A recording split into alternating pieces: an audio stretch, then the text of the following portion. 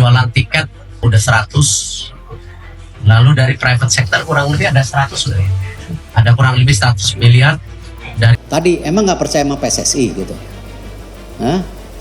Seakan-akan PSSI itu miskin gitu. Ini yang di depan ini bukan kaleng-kalengan ini. Hah? Ini sengaja karena media takutnya nggak percaya, saya datang pakai jas ini. Hah? Hah? Jelek-jelek pemilik Inter Milan dulu loh. Hah? Ini udah pakai dasi. Gitu. Jadi nanti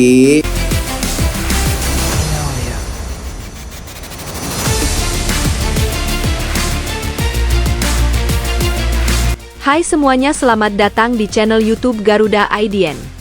Berikut ini kami akan membagikan kumpulan berita timnas terbaru nih, diantaranya sebagai berikut.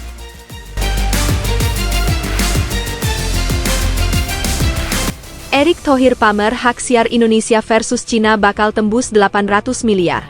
Presiden AFF menangis ASEAN All Stars tidak untung, malah rugi 45 miliar akibat tiket dan hak siar tak laku. Resmi, Alex Pastor akan mencadangkan Mees Hilgers di laga versus Cina. Alex Pastor lebih percaya kepada Rizky Ridho, bahkan sampai bilang kalau Rizky Ridho harusnya main di Real Madrid. Namun sebelum lanjut ke pembahasannya, alangkah baiknya untuk tekan tombol like dan subscribe-nya ya guys. Jika sudah, mari kita lanjut.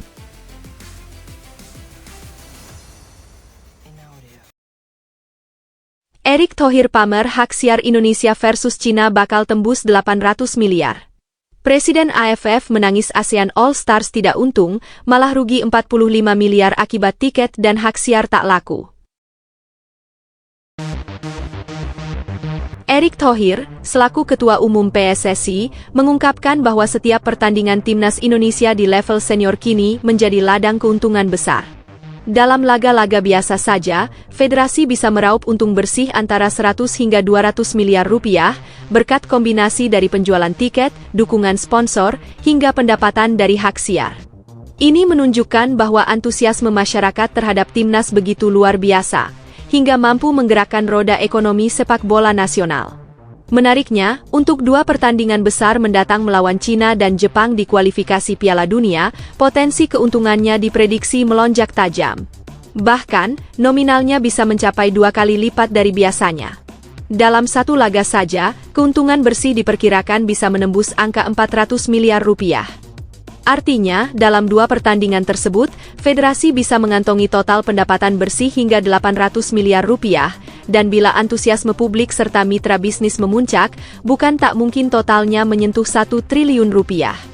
Lonjakan ini tentu jadi bukti bahwa kekuatan brand timnas tak hanya soal prestasi di lapangan, tetapi juga daya tarik komersial yang makin solid. Dengan tren ini, sepak bola Indonesia tak lagi sekadar urusan gengsi, tapi juga mesin ekonomi yang menjanjikan. Timnas sekarang bukan cuma kebanggaan, tapi juga berkah besar bagi sepak bola nasional. Ujar Erick Thohir dalam wawancara terakhir. Berbanding terbalik dengan antusiasme luar biasa yang diraih timnas Indonesia, laga ASEAN All Stars versus Manchester United justru menemui jalan terjal. Laga tersebut nantinya akan digelar pada 28 Mei 2025 di Stadion Nasional Bukit Jalil, Malaysia.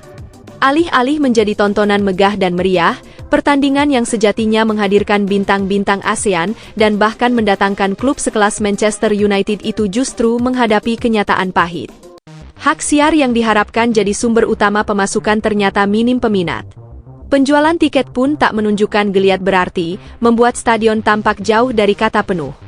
Ini menjadi pukulan telak, mengingat laga sekelas ini semestinya bisa menarik massa dalam jumlah besar. Masalahnya tak berhenti di situ, para sponsor yang biasanya berebut tempat dalam ajang-ajang besar tampak enggan ikut ambil bagian. Mereka sudah bisa membaca arah situasi sejak awal, di mana publik tampak tidak terlalu tertarik, dan atmosfer laga terkesan dipaksakan. Minimnya gaung dari masyarakat membuat pihak sponsor berpikir dua kali untuk menginvestasikan dana mereka. Hal ini pun akhirnya diakui langsung oleh Presiden AFF, yang menyebut bahwa penyelenggaraan laga ini memang di luar ekspektasi dari sisi komersial. Gagalnya pertandingan ini seolah jadi pelajaran keras bahwa popularitas tak bisa dibeli hanya dengan nama besar. Tanpa dukungan nyata dari penonton, sepak bola hanyalah panggung kosong yang sunyi. Saya cukup prihatin karena tiket ASEAN All Stars tak banyak peminat, ujar Presiden AFF. Di sisi lain, Presiden AFF dikabarkan harus menanggung kerugian besar hingga terancam bangkrut. Pasalnya, mendatangkan tim sekelas MU bukan perkara murah, biayanya bisa menembus angka 50 miliar rupiah. Namun harapan untuk menutup biaya itu melalui penjualan tiket dan hak siar justru pupus. Realitas di lapangan jauh dari ekspektasi, total pemasukan dari tiket dan siaran hanya menyentuh angka sekitar 5 miliar rupiah. Alhasil, federasi harus menanggung defisit hingga 45 miliar rupiah. Kerugian ini menjadi tamparan keras bagi upaya menciptakan event prestisius tanpa kalkulasi pasar yang matang. Ironisnya, kegagalan ini justru menggarisbawahi kekuatan luar biasa yang dimiliki timnas Indonesia. Satu tim nasional dari Indonesia ternyata memiliki daya magnet jauh lebih besar daripada satu tim gabungan dari seluruh ASEAN. Kehadiran timnas di lapangan mampu menyedot puluhan ribu penonton, mendatangkan sponsor, dan menghasilkan pundi-pundi keuntungan yang tak main-main. Sementara satu tim All Stars yang membawa nama kawasan justru ditinggalkan publik. Inilah bukti bahwa timnas Indonesia bukan sekadar tim sepak bola, melainkan fenomena yang hidup di hati jutaan orang.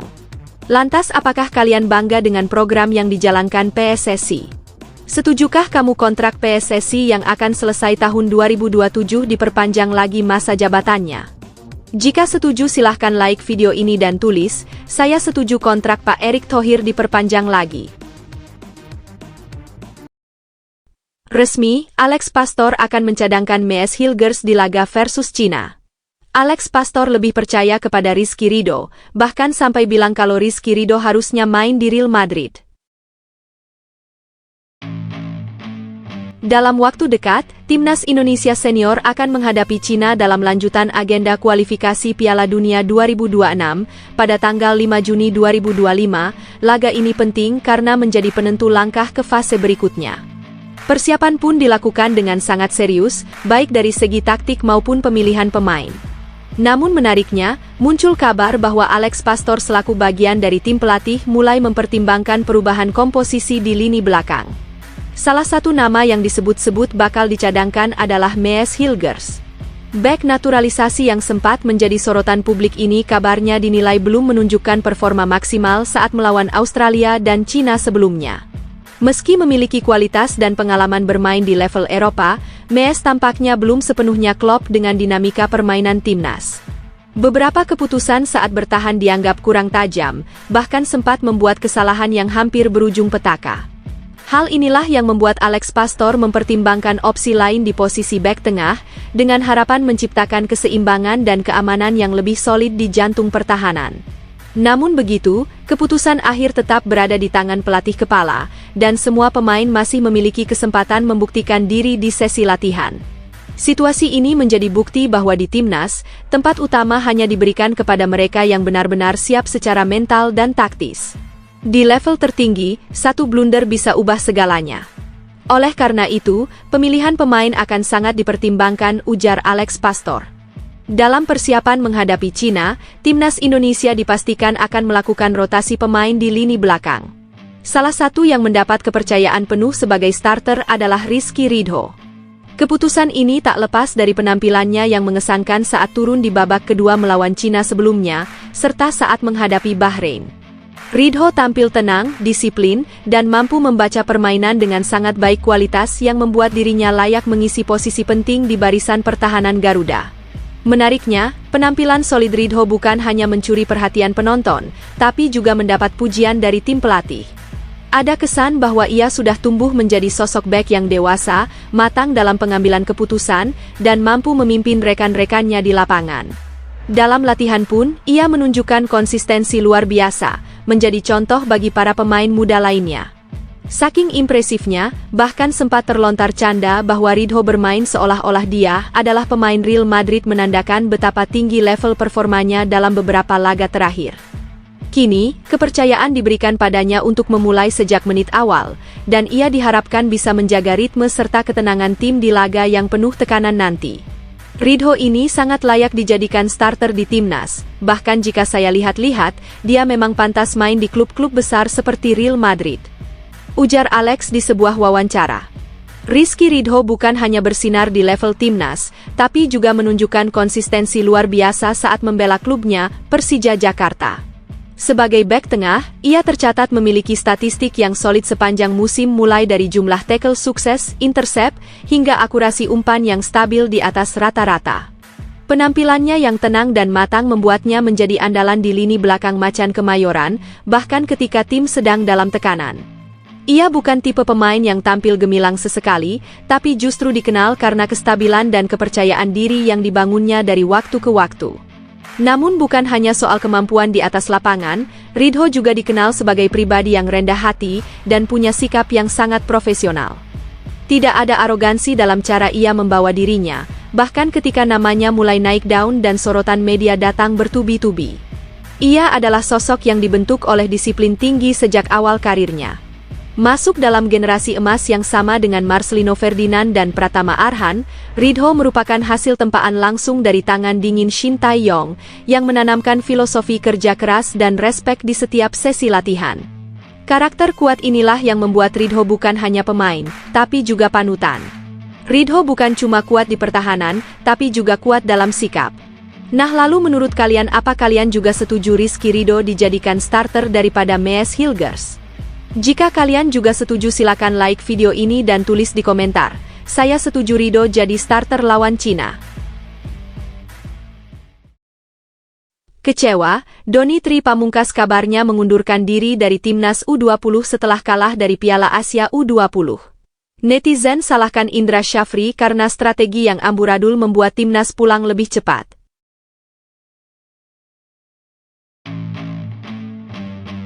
Perjalanan timnas Indonesia U20 di Piala Asia U20 2025 berakhir dengan kekecewaan setelah gagal melaju ke babak perempat final. Dalam 3 pertandingan fase grup, skuad Garuda Nusantara tidak mampu meraih kemenangan, termasuk hasil imbang tanpa gol melawan Yaman di laga terakhir. Hasil ini membuat Indonesia hanya finish di peringkat ketiga grup C, meskipun unggul selisih gol atas Yaman.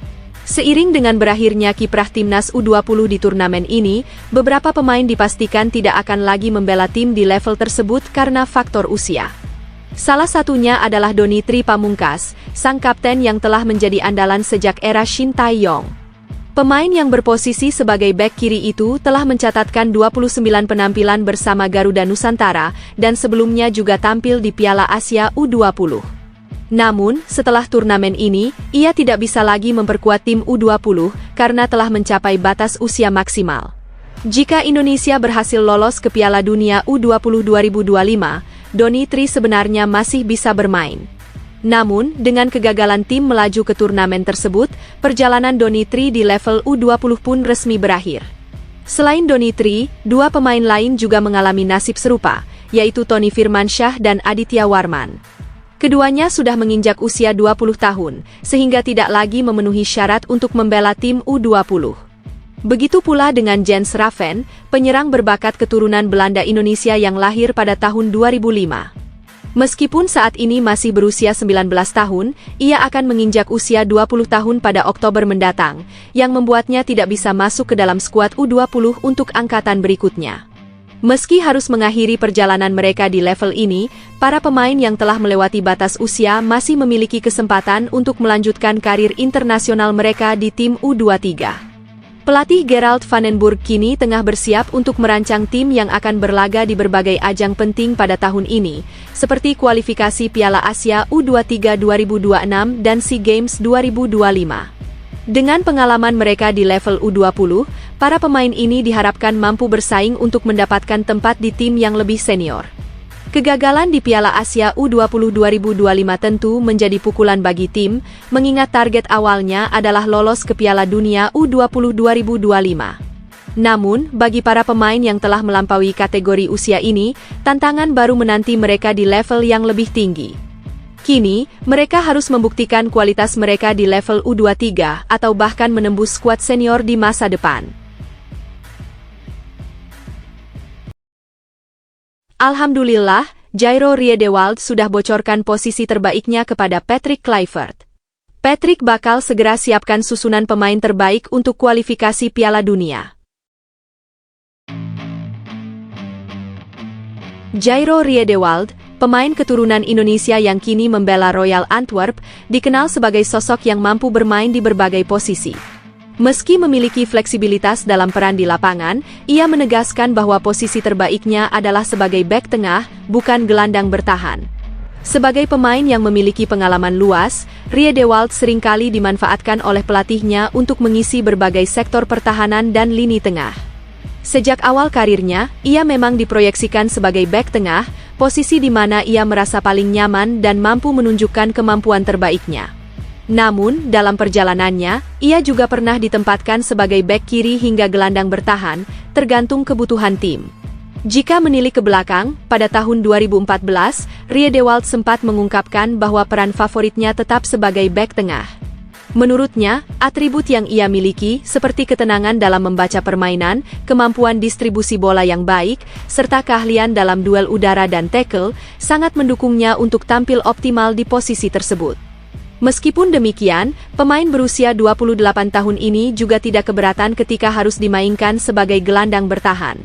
Ia mengaku bahwa peran tersebut tetap menyenangkan baginya karena memberi kesempatan lebih untuk terlibat dalam penguasaan bola dan membangun serangan dari lini tengah. Jika nantinya proses naturalisasinya untuk timnas Indonesia berjalan lancar, pelatih Patrick Kluivert tentu perlu mempertimbangkan posisi terbaik bagi Riedewald. Dengan pengalamannya di kompetisi Eropa, kehadirannya bisa memberikan dampak besar bagi skuad Garuda, baik sebagai pemain bertahan maupun gelandang bertahan. Namun, mengingat kebutuhan timnas Indonesia saat ini, kemungkinan besar Riedewald akan lebih sering dimainkan di lini tengah sebagai gelandang bertahan. Dengan postur tubuhnya yang kokoh dan kemampuan bertahannya yang solid, ia bisa menjadi jangkar yang melindungi lini belakang sekaligus membantu transisi permainan dari bertahan ke menyerang. Bagaimanapun juga, fleksibilitas Riedewald akan menjadi keuntungan besar bagi timnas Indonesia. Jika dimainkan sebagai bek tengah, ia bisa memberikan stabilitas dan kepemimpinan di lini belakang. Sementara itu, jika ditempatkan di lini tengah, ia bisa menjadi penghubung antara pertahanan dan serangan, menghadirkan keseimbangan yang sangat dibutuhkan dalam permainan tim. Keputusan akhir tentu ada di tangan Kluivert dan tim pelatih. Yang jelas, dengan pengalaman dan kualitas yang dimiliki, Riedewald berpotensi menjadi pemain kunci bagi timnas Indonesia di masa mendatang.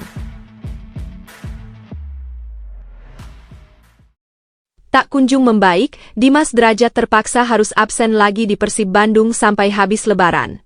Dimas dipastikan tak akan masuk ke skuad utama timnas Indonesia di kualifikasi Piala Dunia.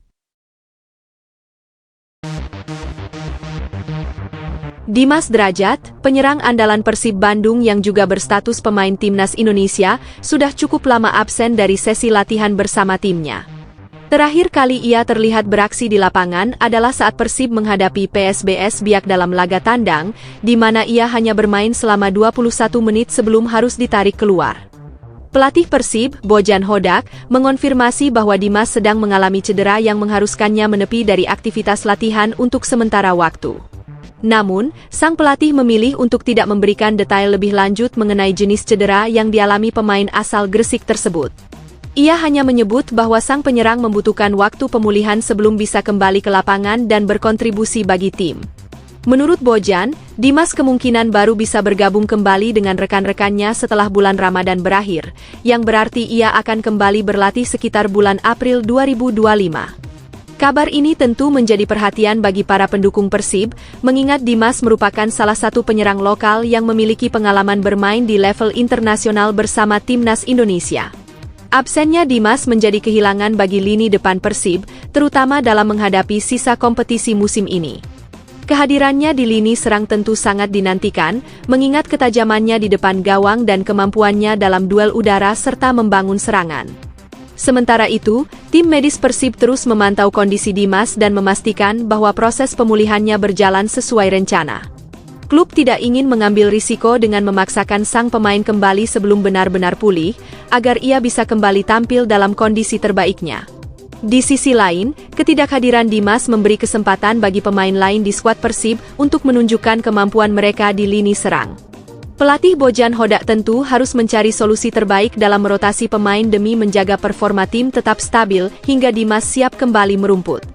Para pendukung Persib tentu berharap agar Dimas segera pulih dan bisa kembali memberikan kontribusi penting bagi klubnya. Dengan kompetisi yang semakin ketat, kehadiran pemain berkualitas seperti Dimas Drajat akan menjadi dorongan besar bagi Persib dalam perjuangan mereka di sisa musim ini. Bukan main, Yakob Sayuri langsung gaspol tunjukkan permainan terbaik di Malut United demi bisa dapatkan panggilan dari Patrick Kluivert. Dia ingin masuk skuad utama timnas saat perebutan tiket ke Piala Dunia 2026.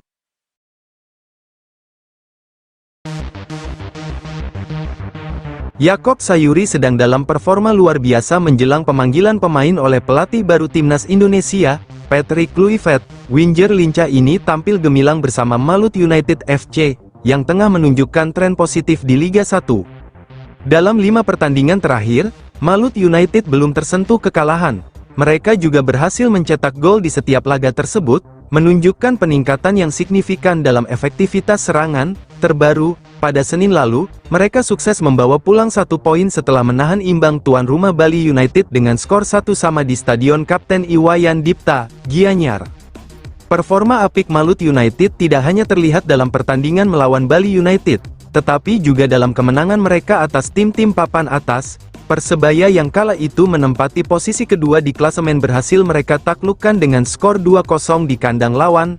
Sementara itu, Persik Kediri, yang berada di posisi keempat saat itu, juga harus mengakui keunggulan Malut United setelah kalah 2-1 di Ternate.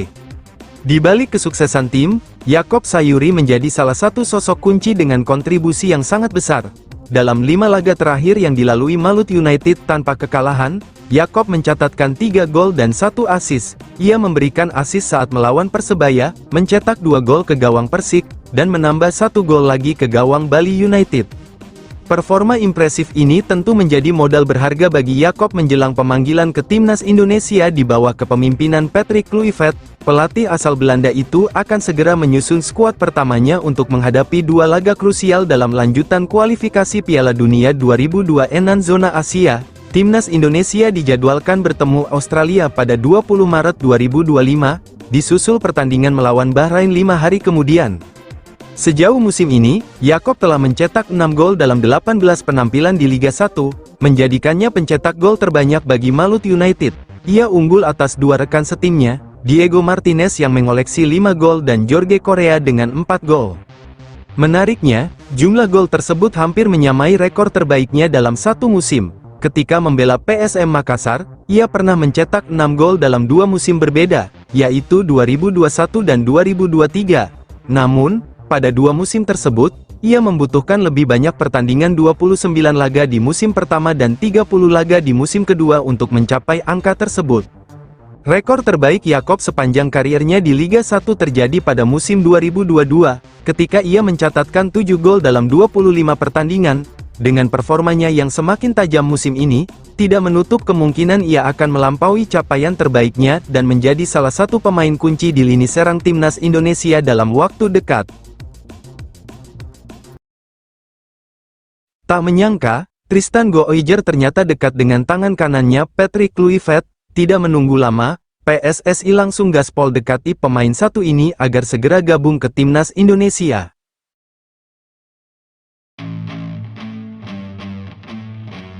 Tristan Gooijer menjadi salah satu pemain keturunan yang masuk dalam radar naturalisasi timnas Indonesia. Namanya semakin sering diperbincangkan setelah ia menunjukkan sinyal ketertarikan untuk membela skuad Garuda. Bek muda ini memiliki rekam jejak impresif di level klub dan tim nasional kelompok usia, menjadikannya prospek menarik untuk memperkuat lini pertahanan Indonesia di masa depan. Pemain kelahiran Blaricum, Belanda, pada 2 September 2004 ini kini berusia 20 tahun. Berposisi sebagai bek kanan, ia memiliki keunggulan dalam bertahan maupun membantu serangan. Tristan meniti karirnya sejak usia muda dengan bergabung bersama berbagai akademi, seperti FC Almere dan Forza Almere, sebelum akhirnya masuk ke Almere City pada 2014. 2 tahun berselang, ia mendapatkan kesempatan besar ketika direkrut oleh Akademi Ajax Amsterdam, salah satu klub dengan sistem pembinaan terbaik di Eropa. Selama berada di Ajax, Tristan berkembang pesat dan melewati berbagai kelompok usia, mulai dari Ajax U17, U18, hingga U21. performa solidnya di lini belakang tak hanya sebatas tugas bertahan, tetapi juga kontribusi ofensif. Saat membela Ajax U17 pada musim 2020, ia sukses mencetak 1 gol dalam 6 pertandingan.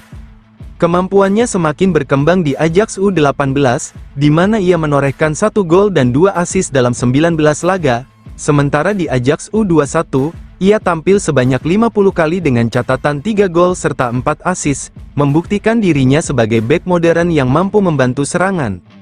Pada 16 Juli 2024, Tristan dipinjamkan ke PEC Zwolle yang berlaga di Eredivisie. Sayangnya, ia hanya sempat tampil dalam 1 pertandingan sebelum mengalami cedera lutut yang membuatnya harus menepi dari lapangan. Diperkirakan, ia baru bisa kembali bermain pada akhir Januari 2025. Kontrak peminjamannya dengan PEC Zwolle akan berakhir pada 30 Juni 2025, yang berarti ia akan kembali ke Ajax U21 pada awal musim mendatang. Selain memiliki pengalaman di level klub, Tristan juga pernah membela timnas Belanda di kelompok usia. Ia tercatat pernah memperkuat timnas U16 dan U18 Belanda, menunjukkan bahwa bakatnya sudah terpantau sejak dini. Menariknya, Tristan pernah mendapat bimbingan langsung dari Gerald van den Boeck, yang kini bergabung dengan timnas Indonesia sebagai asisten Patrick Kluivert dan pelatih kepala timnas U23. Kedekatan ini bisa menjadi faktor yang mempercepat proses naturalisasi Tristan jika ia benar-benar ingin bergabung dengan Garuda. Jika resmi dinaturalisasi, ia berpotensi memperkuat timnas U23 Indonesia di bawah arahan Van den Boeck. Kini, pertanyaannya adalah apakah Tristan Gooijer akan benar-benar memilih Indonesia sebagai negara yang akan dibelanya di level internasional? Jika iya, kehadirannya tentu akan menjadi tambahan berharga bagi pertahanan skuad Garuda.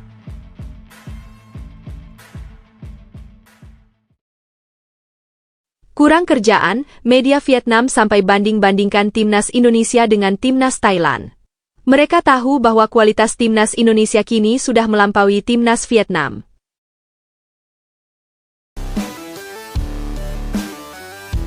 Timnas Indonesia mencatatkan sejarah baru dengan menjadi satu-satunya wakil ASEAN yang berhasil melaju ke putaran ketiga kualifikasi Piala Dunia 2026 zona Asia. Dalam 2 laga awalnya, skuad Garuda tampil cukup solid dengan meraih 2 hasil imbang, yakni saat menghadapi Arab Saudi dengan skor 1-1 dan bermain tanpa gol melawan Australia di Stadion Gelora Bung Karno. Pencapaian ini pun menarik perhatian media Vietnam, yang membandingkan hasil yang diraih Indonesia dengan performa Thailand di edisi sebelumnya. Pada kualifikasi Piala Dunia 2014, Thailand sempat tampil impresif di putaran ketiga dengan meraih 4 poin dari 2 laga awal. Saat itu, mereka sempat kalah tipis 1-2 dari Australia, tetapi bangkit dengan kemenangan meyakinkan 3-0.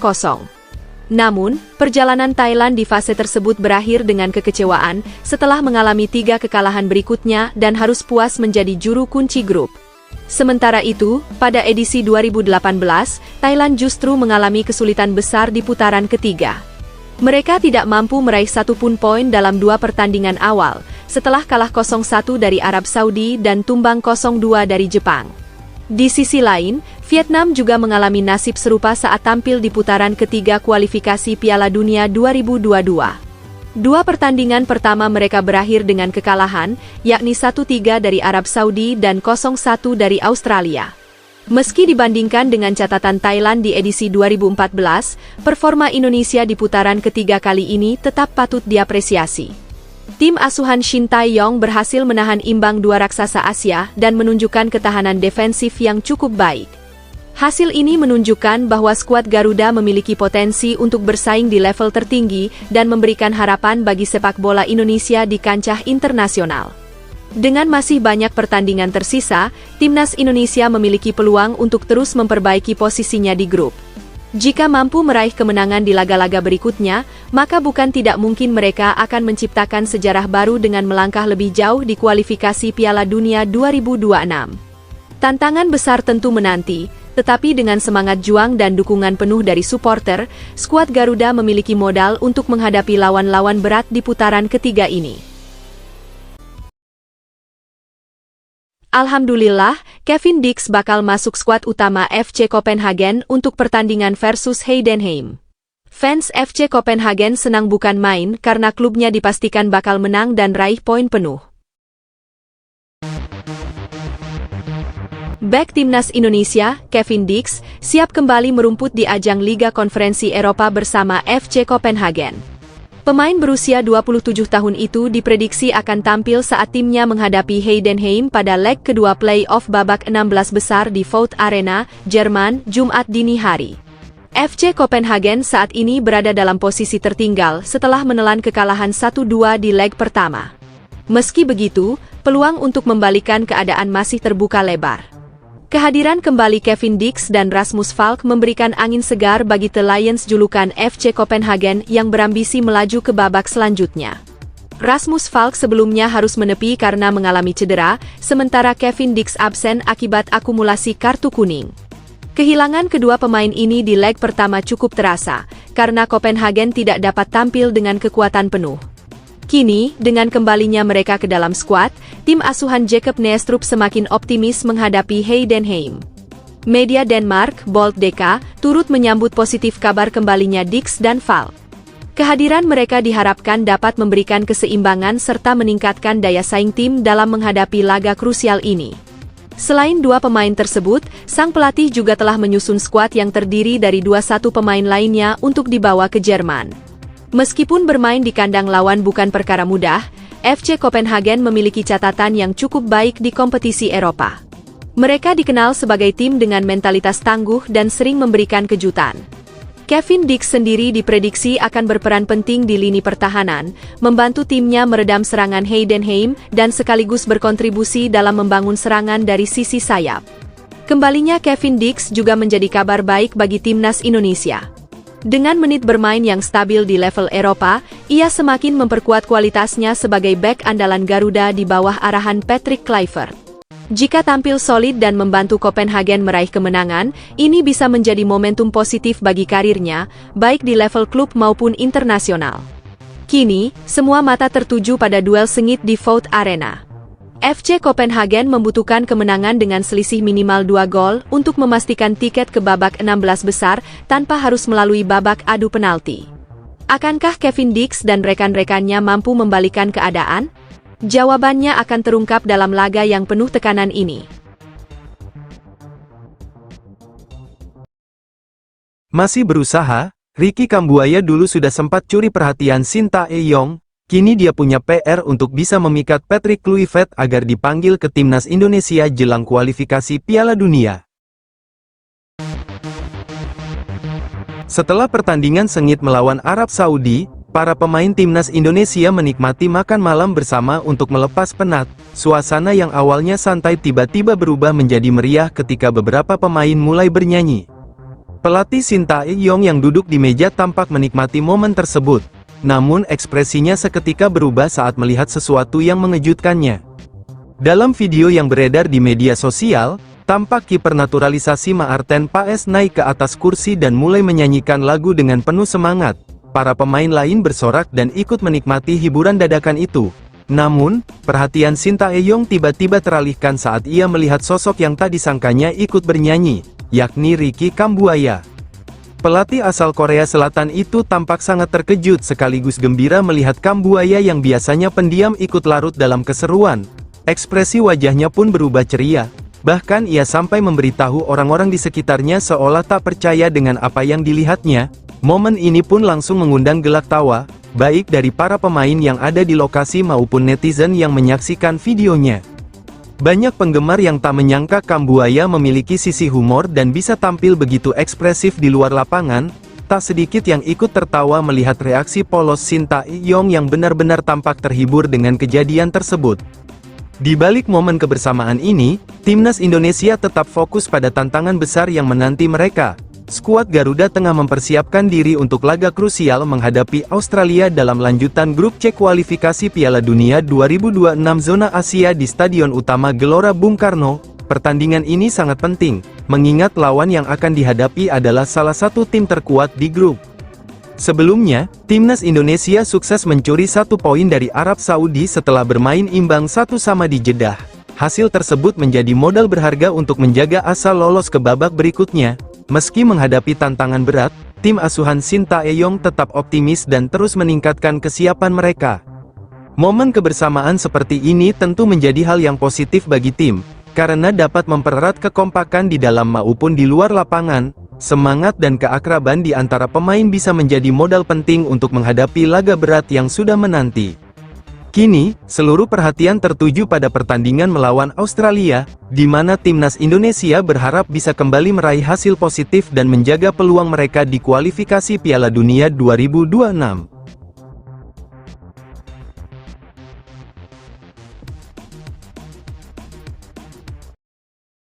Netizen geram, PSSI harus segera ganti Indra Syafri dengan pelatih lain. Masih ada banyak pelatih dari dalam dan luar negeri yang lebih berkualitas dibandingkan dengan Indra.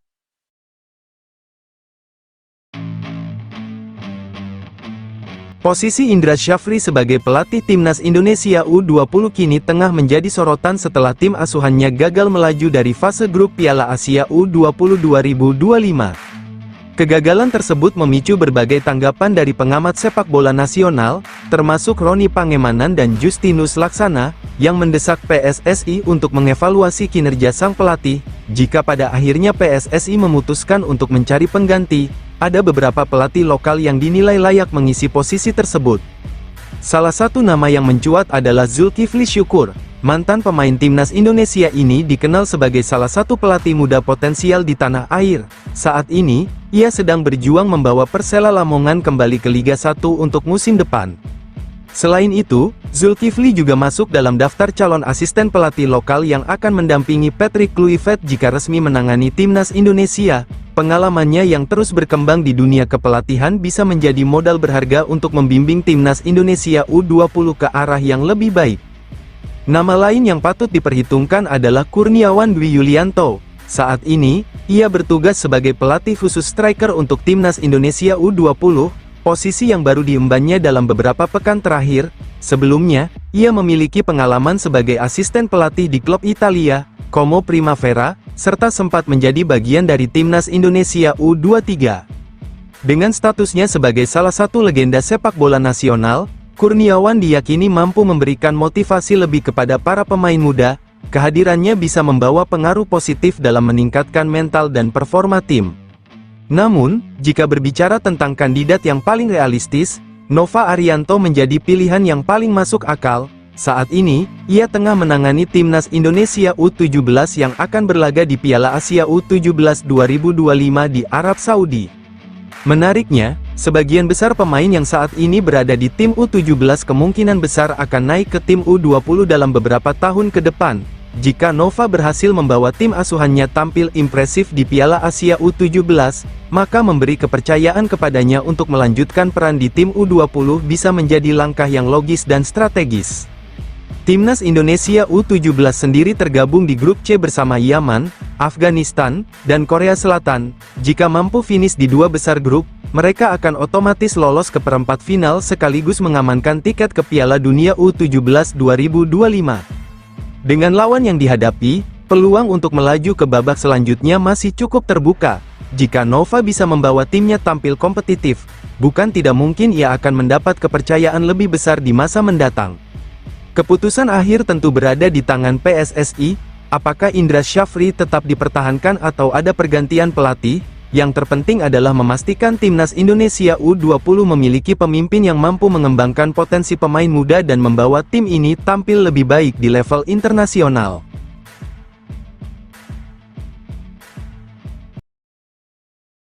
Yes, Patrick Kluivert sudah putuskan dua asisten pelatih lokal untuk timnas Indonesia. Meskipun sudah punya asisten pelatih dari Belanda, Patrick tak menutup kesempatan untuk pelatih lokal.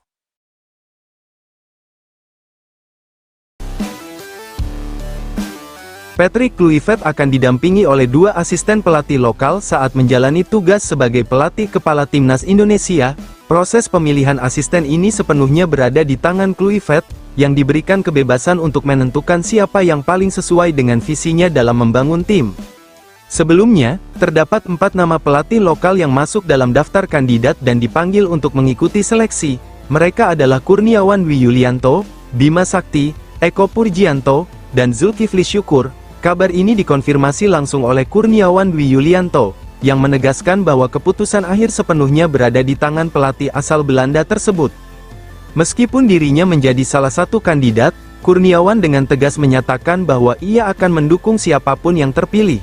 Baginya, yang terpenting adalah membantu timnas Indonesia berkembang dan tampil lebih baik di kancah internasional. Di sisi lain, Ketua Badan Tim Nasional, Sumarji, mengungkapkan bahwa ia sudah mengetahui 2 nama pelatih lokal yang telah dipilih oleh Kluivert. Namun, hingga saat ini, ia masih merahasiakan identitas kedua sosok tersebut. Keputusan ini mungkin diambil untuk menunggu pengumuman resmi dari PSSI sebelum memberikan informasi lebih lanjut kepada publik. Sementara itu, timnas Indonesia kini tengah bersiap untuk menghadapi 2 laga penting pada bulan Maret mendatang. Pertandingan pertama akan berlangsung pada 20 Maret 2025, di mana skuad Garuda harus bertandang ke markas Australia dalam lanjutan kualifikasi Piala Dunia 2026 zona Asia. Laga ini akan menjadi ujian berat bagi tim asuhan Kluivert, mengingat Australia merupakan salah satu tim terkuat di grup. 5 hari berselang, tepatnya pada 25 Maret 2025, timnas Indonesia akan kembali beraksi dengan menjamu Bahrain di kandang sendiri. Pertandingan ini menjadi kesempatan bagi skuad Garuda untuk meraih poin penting dalam persaingan di grup C. 2 pertandingan tersebut akan menjadi awal dari perjalanan Patrick Kluivert bersama timnas Indonesia. Dengan adanya 2 asisten lokal yang telah dipilih, diharapkan komunikasi dan adaptasi terhadap karakteristik pemain Indonesia dapat berjalan lebih lancar. Keputusan Kluivert dalam memilih asistennya tentu tidak hanya mempertimbangkan pengalaman, tetapi juga kesesuaian filosofi permainan yang ingin diterapkannya di timnas Indonesia. Kini, para pendukung timnas Indonesia menantikan bagaimana kombinasi Kluivert dan staf kepelatihannya akan membawa perubahan bagi skuad Garuda dalam upaya mencapai prestasi yang lebih tinggi di pentas internasional.